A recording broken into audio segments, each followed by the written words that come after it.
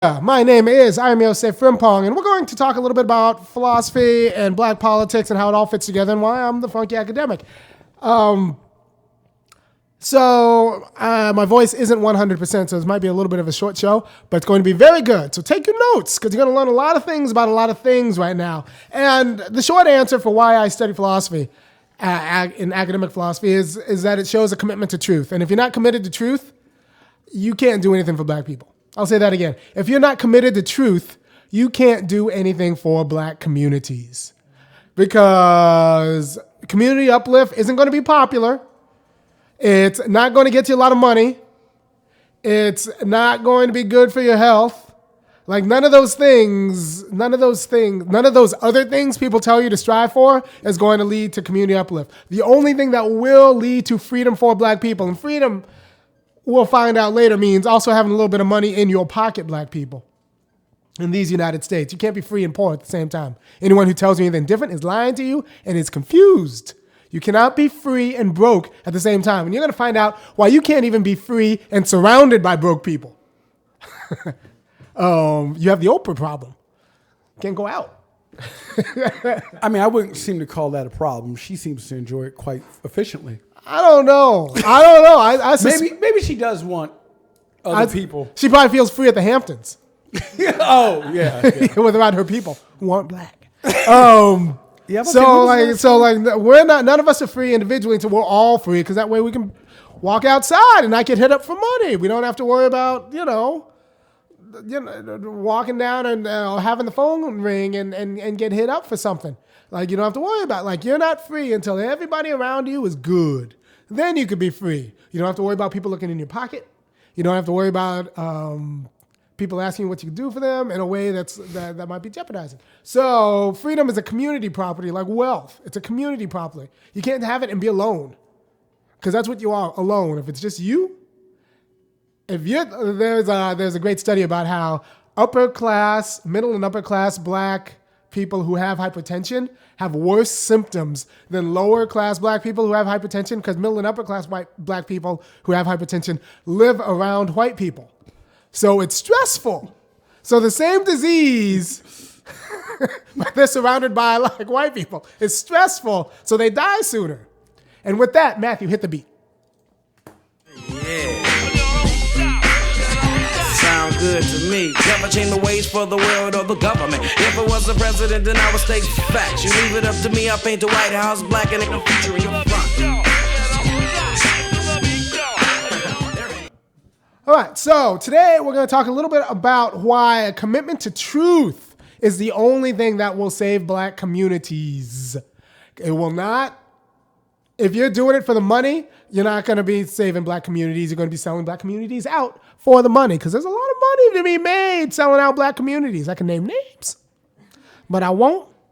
I could. White guilt writes nice checks. Yeah, and then for an individual come up. If an individual come up, it's not going to fix your whole kid's school. It might allow you to take your kid out of school and put your kid in a white folks school. That's not winning. They may even offer you a scholarship. Yeah, they might hear that's escaping. Anybody you can get a scholarship. Any plan of black uplift that looks like leaving the ghetto is escape. You don't end mass incarceration by like tunneling your way out. That's an individual come up. So why I study philosophy, the commitment to truth, nothing except a commitment to truth is going to do it for black people. And the people say like, well, do it for the money, do it for the shine, do it for the fame, do it for the house, do it for all the other things. If you're doing it for anything else, if your life's organized around anything else in America, it's actually going to be anti-black. I have a question. Yes. When has looking out for black people given someone any of those things? No, it won't. No. I mean, Hosea Williams and okay, these guys all died broke, but they died for the people. And that's a better way to live, right?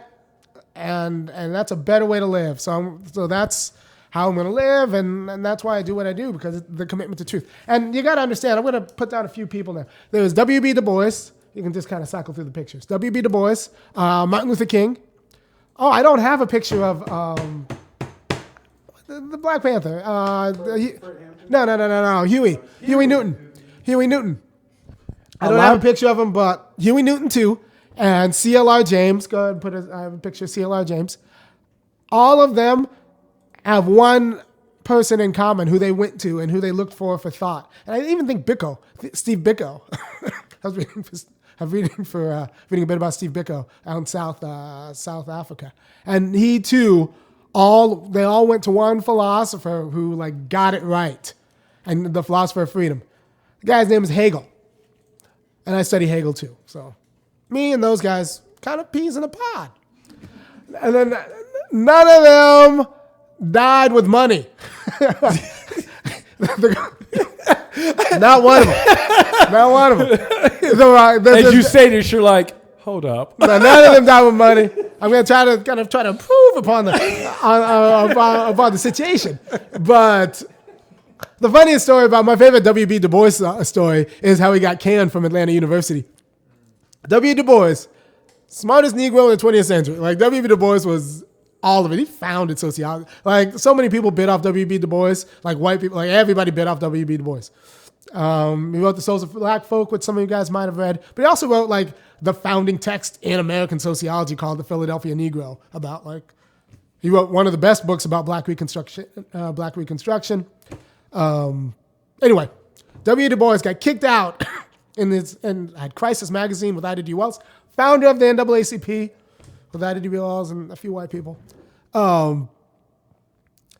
He got kicked out of Atlanta University because he suggested that one of the white donors from up north did not have the Negro's freedom in mind. And the president, a guy named Rufus Clement, kicked him out. So like, no, you can't talk to white folks like that. And so they canned him from Atlanta University, W.B. Du Bois. Now he ended up, at the end of his life, going to Ghana, just saying, I'm done with America. And apparently my dad kind of saw him. They overlapped. My dad being 4 and W.B. Du Bois being 100. They overlapped in Ghana. So there's a slight yes. You mentioned Huey P. Newton. Yes. I recently learned something very interesting about the Athens Clarke County Library System. They don't have a single book by him. Really? Not one. You got To Die for the People. In the network. Wow, we got a lot of black people not to have any Huey P. Newton. So that's a problem. Yeah, so keep that in mind. They all had Hegel. So what did Hegel do that other people didn't do? Hegel understood that freedom comes through institutions. It had to be made concrete through institutions. You can't be free and broke at the same time. You can't be free and without property at the same time. You can't be free and in bad relationships at the same time. You can't be free and jobless at the same time. In order to be free, you need to have income, you need to have institutions. And this is and that's why and it had to be more than voting. You need to be able to have money and then have markets to use money that took your money. And then also be able to produce in those markets, not just consume, because that's how people get you too. They say they want to turn black people into consumers, but like you're consuming things that other people produce on their terms. You're consuming Black Panther. As it stands, not the Black Panther edit that I would have had, which would have been a little bit different. It was close. Kugler got some light, he kind of went underground in there. Had I directed it, it would have been a little bit different. Well, have you heard his commentary on it? Right, so he makes a comment that the character for Killmonger was written. It was for us. For how he would feel had he found out there was a perfect nation of Negroes living there by themselves. Who just sat out. Without us. Just sat out. No, I talked to my friend. Yeah. I talked to my friend who saw the movie, and he's Jewish. He was like, look, if I found out that during the Holocaust, there was like some super secret Jewish city that just like sat out during the Shoah, like I would not have enough hate in my heart. I literally just said... just sat out. Yeah, I just said next door, like, they saved a man with a bead who had been shot. Y'all couldn't fix Killmonger? They're like, okay, he didn't want to go to prison. It's called a king's pardon. You can do those things. You can do those things, yeah. If you want to. Yeah, no, they wanted him dead and they killed him with the CIA's assist. So yeah, that movie was a plant. I would have done a little bit different. But since we can only consume and we can't buy, we have to watch The Hate U Give, which once again, I would have picked a different movie. I would have picked I'm surprised nobody made Paul Beatty wrote a great book called White Boy Shuffle, which I think they should make into a movie. I'm just saying, if I were rich, that's something I could do. And not Oprah rich, because Oprah still needs financiers. I need like Warren Buffett money, where I can just pay for it out of my pocket. Just pay for it, because I want it. But can Ryan Gosling play the main character? Because if they can't put Ryan Gosling in it, they definitely ain't doing it. They ain't doing it. No, so you have to understand that real power is in production, not consumption. So if you're going to be free, you need to be able to produce not only goods, but also ideas. And yeah, and also, if you don't know, and I've said this before, but it's important, and I think a lot of people are going to watch the show, so this is important. The way we've kept white supremacy going in the United States is through omission. There's a great book called How Propaganda Works by Jason Stanley. He's like, look, in authoritarian regimes, you just have a minister of propaganda.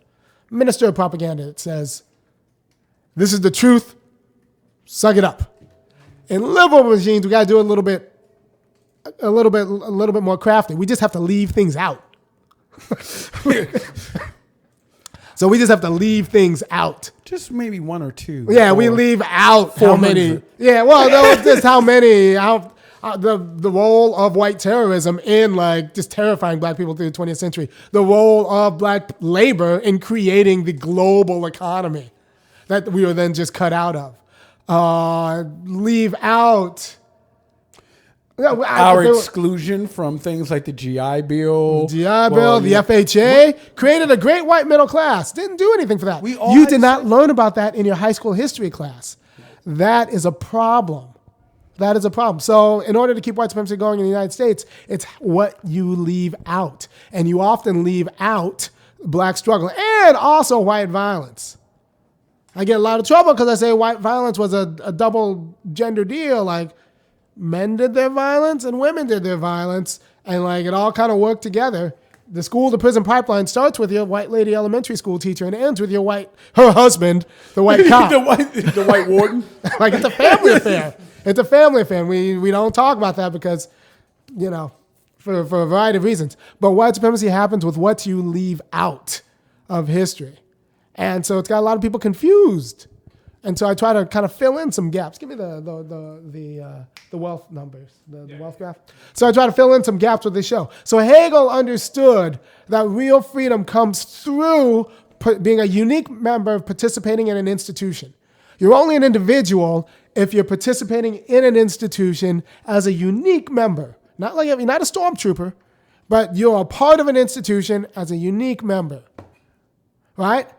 But institutions cost money, so we don't have an institution. So our form of individuality, our form of liberalism is just kind of being alone. So black people, if you can't support dues-paying organizations, if you can't support a family, if you can't support a job, like if you can't be a part of an institution, you don't get to actually be an individual. Individuality comes from being a unique member of an institution. So you got to join a group in order to be like an individual that's a member of a group. A lot of people don't want to take that seriously. They think they can do it all on their own. No, you're alone. That's not freedom. You're just alone. Just you in the suburbs. They all have institutions. It's just you alone. You'll know when they don't invite you over for dinner. They don't. You ain't invited. Maybe your kid, unless you have a boy and he turns over 15. He stops getting invited. Stops being cute. It's troubling. Black boys over 13 stop, things change in their lives. Apparently they pass as adults. They stop being kids. If you were to listen to Chicago Police Department. They stop being kids. Yeah. All right, so Hegel understood that freedom comes through institutions. You need to have institutions of freedom. And that means like institutions that will guarantee you in a civil society like this, the market-based civil society, that means you need a job and a good job. And you also can't be free and in hock to your boss and dependent on your boss, which means you need an independent union that secures your independence on the job So you don't get fired for something you put on Facebook or something like that. So like you need, or like not, because a lot of people, first of all, unions are great for black people. They're the ways in which black people keep jobs. We have the highest unionized rate in the United States because it's one of the best ways we keep jobs. Because as soon as you start advocating for black people on the job, you might lose your job. This is one reason why Obama never actually advocated for black people on the job. He wanted to be president. So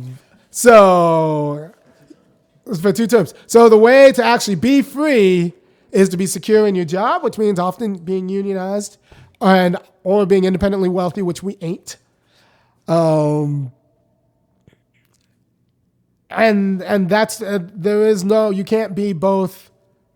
And then also participate in the political system that sets up who gets to produce and who's merely a consumer, and the political system that guides what gets taught in the schools. So you need to be able to participate in that. You need to be able to participate as a market producer and consumer in market society. And then you also need to be able to keep your marriage together. And that's hard to do when television might be giving your spouse white ideas. A lot of marriages end because too many black spouses have white ideas about what a family looks like. And that is unfortunate. That is unfortunate. So I went back because, we hit Chandra a lot. Yeah. And I watched a couple of episodes of Scandal, and I realized there is a character there we need. Mama Pope. She has a line where she says to Olivia Pope, that's Candy. "Oh, baby, the problem is you think you're part of the family. You don't know you're still the help." Oh, no. I mean, that's the truth. Mama Pope, I was like, oh, y'all killed that character off because she was too real. Much. No, I mean, a lot of black people think they're white or they have white aspirations. I was talking to one of the students at UGA, and she comes from old money, and she's around old money, and she's white. And yeah. In case you didn't know, by all those other qualifiers, and we were just talking. We were just having a talk, and she was like, I see a lot of these girls social climbing, but they don't understand. You can never be like you're not from old money. Like you can't just make yourself from old money. That's not the way this works. And a lot of people want to make themselves white because maybe Meghan Markle did, but like it's just not the way. That's not a solution. The solution is improving black communities. Like that's it. And not one or two. And not one or two communities, all of them. So we need our history taught in schools, even if it makes white people feel bad, because we're dedicated to the truth. And if you're dedicated to white feelings or even a white check more than you're dedicated to the truth, it's not going to do anything for black people. So I want to shift from Hegel to Aristotle. And that's the other name in this topic, because I'm actually writing a paper on this now, so it's kind of on my mind. Aristotle's he's a smart guy. What's important for this podcast is that he knew that in order to achieve what you want to do in life, you think about what you want to do in life, conceptualize that, and then work backwards from that. Right? So you conceptualize what you want to do in life and then work backwards from that. But black people, we have a little bit of a problem with that. And I think this video from this little 2-minute video tells the story better than I could. Go.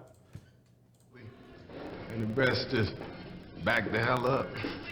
Let me ask you, why you think they even bother to come at you the way they do? I mean, why you? See, all I know is that right there. I ain't never had no use for other things. I could fight. For a time there, I could run them corners. Not much life outside of that, really. I was on the corner for a while. How'd that go? Yeah. Well, I guess what I'm trying to say is, not everything comes down to how you carry it in the street. I mean, it do come down to that if you're gonna be in the street. that ain't the only way to be. Well, here it is. Here. Down here it is. The world is bigger than that. At least that's what they tell me. Like, how do you get from here to the rest of the world? I wish I knew. Learn to fight.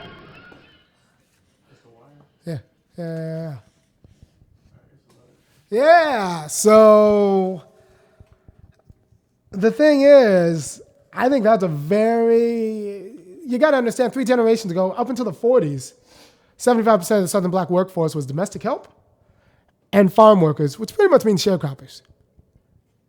So in terms of knowledge of how to get from out there to here, because remember, we're working backwards. We need to have a clear idea of what the goal is, and then that will like deliver a path. There's just not a lot of institutional knowledge. There simply isn't. Like, we don't know how to be old money because We've never been old money. we can't even get to slightly aged money. There are cheeses older than our money. I'm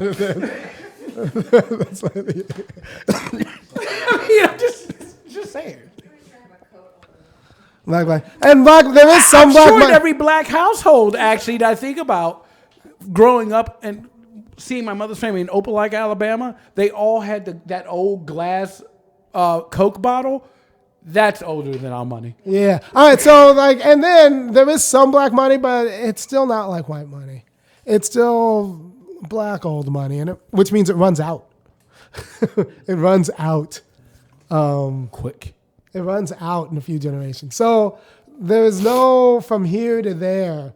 There is no, we know how to create a stable community uplift. Nobody's ever done that before. The few communities that did, like you got, the Greenwood Greenwood in Tulsa.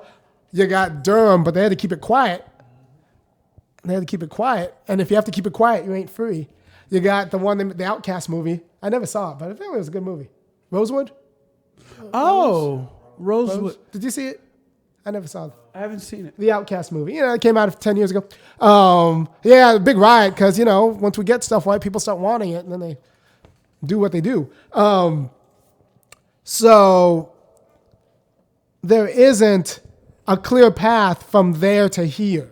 And this is what Aristotle's clear about. Like, no, you can't go from here to there. If you actually know what the end is, it's actually you start from the end and work backwards. And you have to do that before you can take a step. So for example, if I want to pick up my kids from daycare after this, I got to know that the way I get there is driving. So I need a car. And cars take keys, and keys are in my pocket. And then once I have all that, then I put my hand in my pocket to take my keys. Unless I have all of that worked out, I don't know to put my hand in my pocket to get my keys.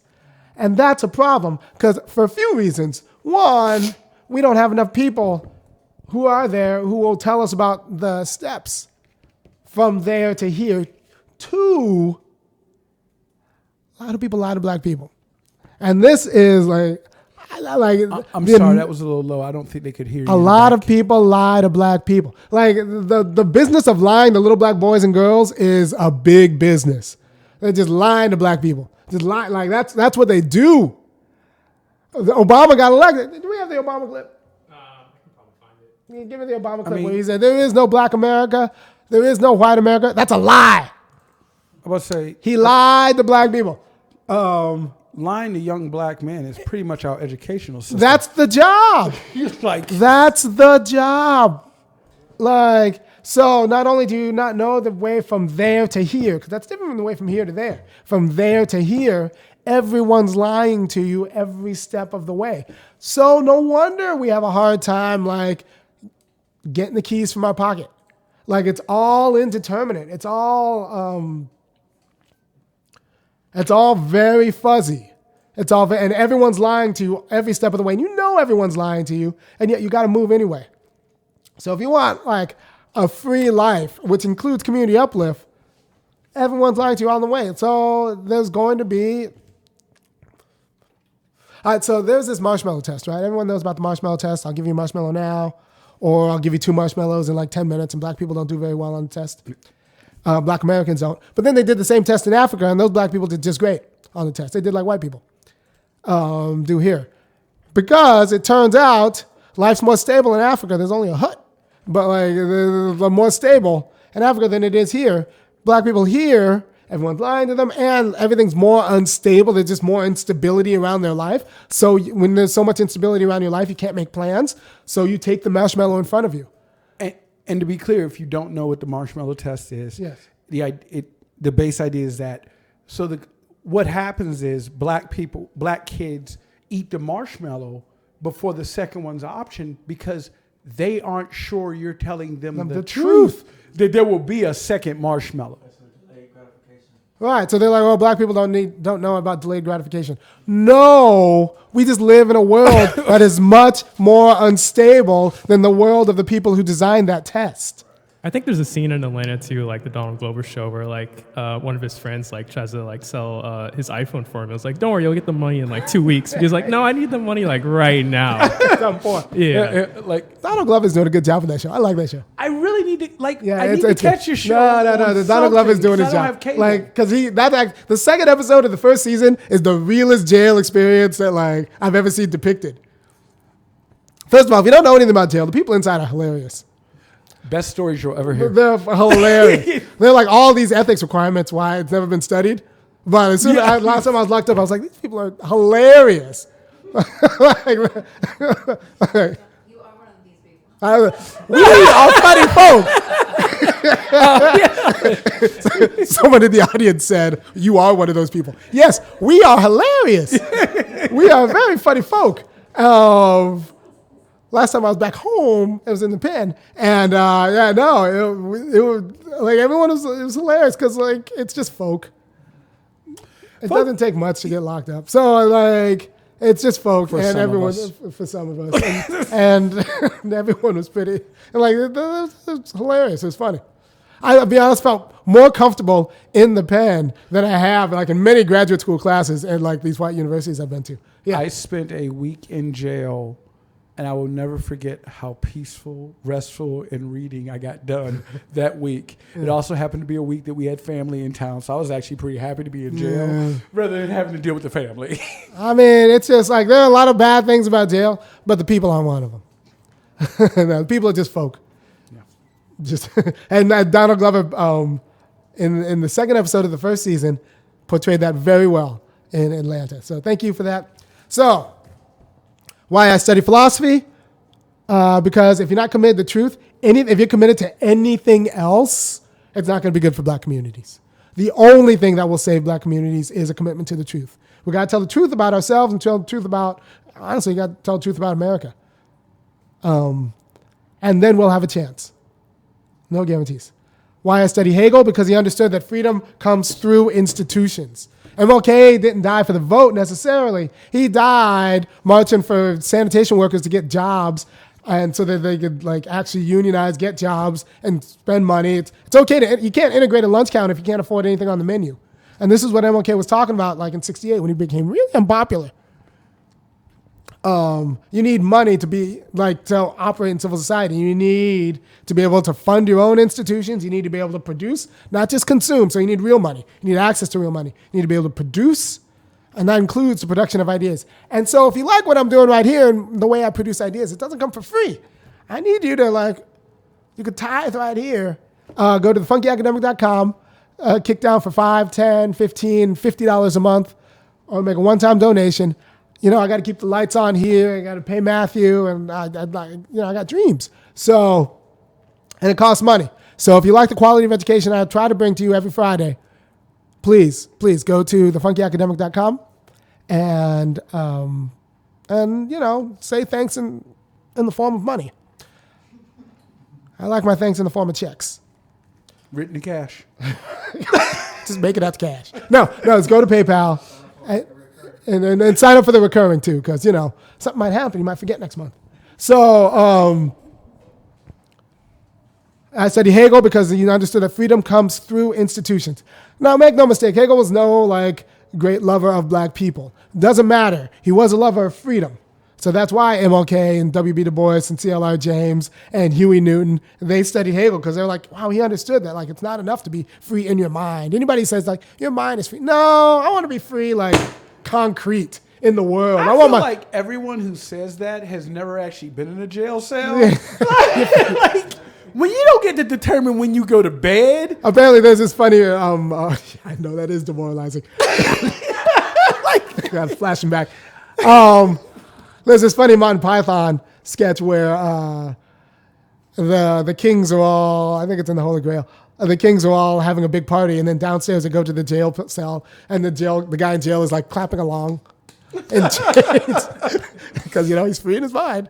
Right. So that's just not the way freedom works. Freedom made concrete. It means that you can actually go out and do stuff that you want to do with people who aren't predators.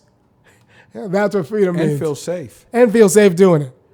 You feel safe because there's a danger you feel in the hood. There's also a danger you feel in the suburbs. Different danger, equally stressful. And depending on who you talk to, the one in the suburbs is more stressful. Far more. Far more. Yeah. When I'm in Oconee County, nobody's there for you. Yeah. You are food. And I try not to spend money in Oconee County at this stage. I'm like, why am I over here? And you're hoping they don't eat you. Yeah. Because nobody's there for you. I was thinking about that earlier when you were talking about they want you to consume. Remember, we like cattle to consume too. We like cattle. And we eat them eventually. Yeah. Well, the rest of y'all do. Yeah. Yeah. So we fattening us up just enough to eat us. Not to make us cattle ranchers.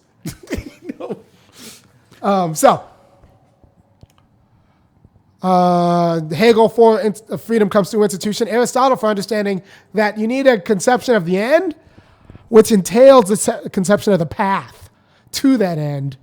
But it starts from the end and works backwards. And if you don't get all the way back to you can't blame people for being paralyzed where they are. And since black people, everyone lies to us about the path, we don't actually have a clear notion of the end.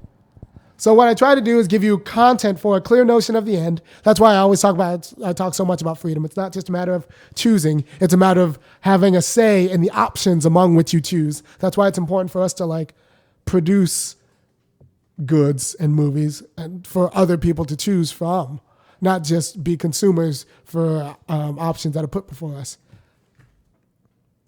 And then we need to be clear about the quality of history that will actually, push the quality of policy that will make people, enable them to actually follow the path towards freedom. Because right now, folks are so confused about their history and why they're broke, they blame themselves, which is part of the strategy. The strategy is to get black people to blame themselves for being broke, or to get black men and black women to blame each other, as opposed to white people, out loud for being broke. It's not your fault that 3 generations ago, if your parents weren't in domestic help or sharecroppers, they were living around domestic help, people who were domestic help and sharecroppers. That's not their fault. It's their fault that domestic help and sharecroppers were cut out of Social Security. That's the White New Deal that was passed in the 30s. They cut out, the Southern Dixiecrats wanted to cut out black people, so they cut out domestic helpers and farm workers. You got to know this stuff. Yeah. We should do a whole show about Dixiecrats, because I hear people saying that the Democratic Party has been invaded by Republicans, and I'm like, no, those Dixiecrats have been here for a long time. They are not new. They are not new. Yeah, I will think about a show on Dixiecrats. Anyway, thank you for your time. Keep committed to truth, because nothing else, make no mistake, nothing else but a commitment to truth is going to do anything for the black community. Now, if you're just looking for an individual come up, if you're just looking to make a score, I don't know. That's your life. That's not mine. All right, take care. Bye.